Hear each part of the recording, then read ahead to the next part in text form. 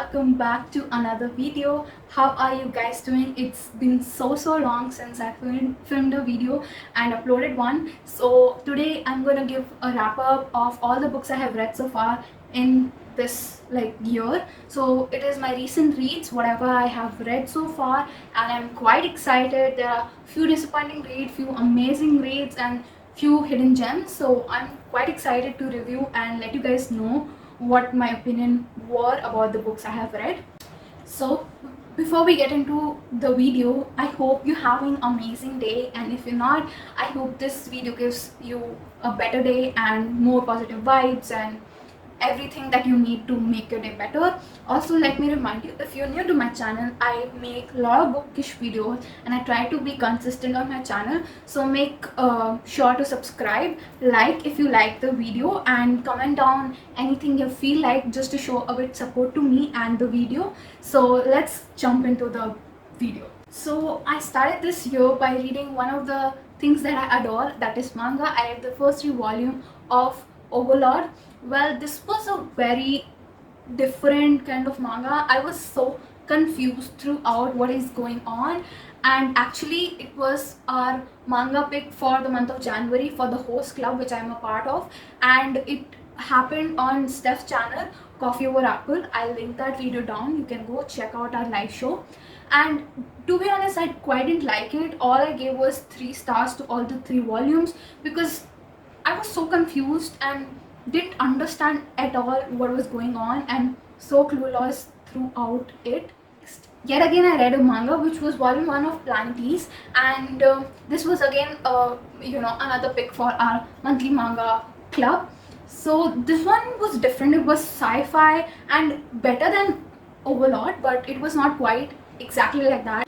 It is based in galaxy and how people are actually kind of starting to live in other planets. I think so it is that, and it was different. I am not very into sci-fi, but it was different. I liked it. I could get an insight into deeper thoughts. It had a lot of deeper meaning in the manga, and it was good discussion on the live show also. For this I give 3.5 stars. So next I read Cinderella is Dead, and this was a quite good read, yet not exactly to the par I was expecting it to be like, because what I thought was it was kind of a retelling of Cinderella story, but it wasn't. It is after 1,000 years of Cinderella being dead, what happens is people have to find their Prince Charming, and there is a way for that. So every year the girl turns 18, they have to go for the ball, and they are only given 3 years. There are 3 chances to get a prince, or else they will be either killed or they will be living in a miserable state of mind. Now, getting married also doesn't mean you get a perfect partner, so there is that catch as well. Our main character doesn't want to get married. She doesn't she likes girls, so she doesn't want to get married to a guy, and that's her whole plot, where she wants to overthrow the king, and what comes to be known is the deep dark secret of the king of this world,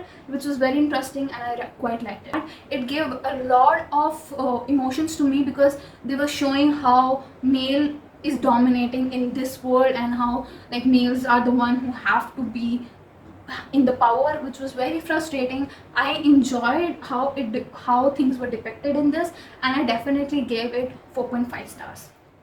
So next I read Midnight Children by Salman Rushdie, and it was a very mixed emotion kind of read, because initially I was super bored and I didn't know what the heck is going on, but then as the story develops we get to know, because the writing is very, I don't know how to say, it is very different from what I have read, and it's not very simple, to be honest, and it's quite a big chunky book. So we follow our main character, who is actually narrating his own story, from his grandfather to his parents to how he grew up and everything, and it's actually based on the children who were born on the eve of partition of India and Pakistan, and it was very different, very interesting, but it had very weird part as well. So I ended up giving it 3.5 star because I quite like the ending.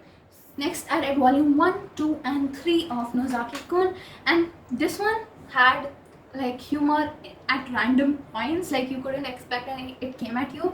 which was very different because in the plot it is like this: the main character girl, she is gonna confess to her crush, and her crush mistakes it to be like she's a fan of his and she wants to work with him, so he keeps her as his assistant, and actually her crush writes like romance manga kind of thing, and no one knows about it, so it's like very hilarious and weird at the same time. Like more like all the three I gave 4 stars. It was really enjoyable at the same time. In Feb I did a 24-hour romance readathon kind of thing on my own. I link it up above if you haven't seen that. So for that I read Take a Hint Danny Brown, and it is an really interesting and amazing read. If you need a very heartwarming read, should definitely pick it up. It follows our main character Danica Brown, who is actually teaching somewhere, and she is friends with this guy who is kind of in the security department of the college area, and during a fire emergency drill, something happens and Danica is stuck in a lift, so he kind of carries her from there, and people kind of record the video and it goes viral because it comes to be known as the main guy Zafar is actually a popular rugby player, and from there they kind of faked it and things go ahead, which is really interesting. So if you want a very heartwarming read, definitely pick it up. I give it 5 stars. Then I read volume 1, 2 and 3 of Heartstopper, and this was such a heartwarming read as well. I really liked it. It is a LGBTQ graphic novel and it is actually available online. You can read it there as well, and in different apps like The Pass and Webtoon, so you can definitely check it out there. So the plot follows that Charlie comes out that he is a gay, and he is actually in an all-boys school, so people kind of are not accepting of him and kind of use him as well.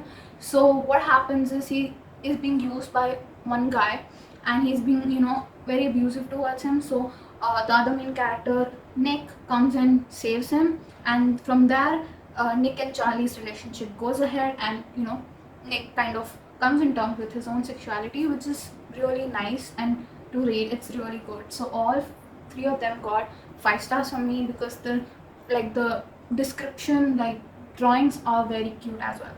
Next I read The Brightest, which is like following the side characters of the Kiss Quotient, and in this Kai is the main character, and what happens is Kai's mother goes to Vietnam and gets a bride. She chooses a bride for him, and she's taken from Vietnam to New York, and they settle down, and it's like fake dating kind of thing, and it's Kai coming to terms of liking her or not. I really liked that it had a lot of mental health representation, especially how the author represented a person going through autism and how the other person deals with it. It was really nice. Both of them had like personality which contradicted to each other, which was how they matched up. And again, a very heartwarming, really nice read. Definitely give it a try. It's a 5 star from me. Next I read The Upside of Falling, and I gave it 3 stars because it was very childish. Like I couldn't relate to the main character. It was more based on a high school kind of setup, so not a very thing I could relate to. There were few lines, few like sentences that were like, oh my god, I do relate to it, but at the same time I was like not up to the par what I was expecting while listening to the audiobook of it. Next I read Rent a Boyfriend, and I gave it 3.5 star. This was nice, but again couldn't relate at all because it was based on the concept where the people, like main character girl, rents a boyfriend to tell her parents that she is going to get married, but not exactly, because her parents are forcing her to get married to someone or the other, and she's getting forced to marry someone who she really hates and despises. So she comes up with a plan that she wants to hire a boyfriend, and that's how things go. So it was okay. I enjoyed it. Next I read volume 1 of Horimiya, that is a manga, and I gave 3.5 stars. This was a pick for February, pick for Host Club, our monthly manga book club. This was really good. It was interesting, and why I gave it 3.5 star was because I didn't get much out of it, and I'm excited to read the next few volumes because I think so things develop, and it has been a really popular manga going around, so I'm really excited to see what happens in the next few volumes. I read A Gathering of Shadows by V.E. Schwab, and this one was better than the last book because I listened to it on audiobook definitely, and it made the experience much more better. And I gave it 3.5 stars because still I feel I'm not able to connect. It was better, but it was very different and weird at the same time. But I'm wanting to see what the last book has in it for me. Next, I read My Brother's Husband, which was monthly manga pick for March, which happened, the live show happened on Lake Nana's channel, and I gave it 4 stars. It was really good. It was like, in Japan, the culture is very different. They are kind of close-minded, and that to accept a gay marriage is not like that. So it is the guy coming in terms with his brother who is no more, and who had a gay marriage, and he is coming in terms with that after his brother is gone away and his brother's husband comes to his house to visit Japan. So I read Pixels of You, which is a graphic novel, and I gave it 3 stars because the art style was a bit not finished, because it was a art copy that I got from NetGalley, so it was an unfinished copy. But sometimes what was happening, the two main girl character will look so exactly same, so I don't know whose perspective I'm reading from, and that also. And plus I couldn't understand exactly what the plot was. I could just understand like one girl is very sad, another is trying to help her cope up, and they are given a project of clicking pictures. They don't exactly like each other, but they kind of grow to like each other. That's the main gist of it. I read 3 volumes of The Way of the House Husband, and this was definitely so hilarious, like so hilarious. We follow a main character who has been having a history of being a rowdy or like a don of the area, and he's been into illegal stuff as well. So people looking at him think he's a very serious guy, but he has left his life behind, and all he wants to do is work in the house for his wife, and make food for her, take care of her. So it was definitely amazing. I gave all the volumes 4.5 stars. I read a webtoon. You guys should definitely read webtoons. It relaxes me so much. And I read the 4th season of Lower Olympus. It was so good. It is like a retelling of Persephone and Hades, and after reading that I want to read so many more of retellings of Persephone and Hades, which are the Greek gods, and I really enjoyed it. Like, you can read this on the webtoon app as well, and you guys should definitely check it out. The art style was freaking amazing. Next up is A Curse So Dark and Lonely. Again, a major disappointing read. I was expecting so much more. I only knew that it was a retelling of Beauty and the Beast, and I couldn't find any chemistry, like major chemistry. All I could see was dryness. Like, nothing I could see between the two main characters, and it was a very weird, to be honest. Like, it had major cliffhanger, but I'm not exactly interested to read what happens next. So the series, it is actually a series, so I'm gonna end here. I'm not gonna read the series anymore. Usually I read the series, but I'm like, no need, so I gave it 3 stars. Next, I read On the Come Up, and I listened to it on audio as well. Oh my god, this book, obviously I love Annie Thomas's writing. This one was so good. Like, it is about a rapper and how she wants to become a rapper, and how she wants to carry her dad's legacy and everything, and how she copes up with everything going on. Awesome. This book's so awesome. Like, 5 stars, definitely a 5 star. And like, there are like songs, rap songs that Angie Thomas, I believe, has written, and so good, guys. Please read this. And The Hate You Give, it's so good. And then I read The Hating Game, and this one was, I again listened to it on audiobook.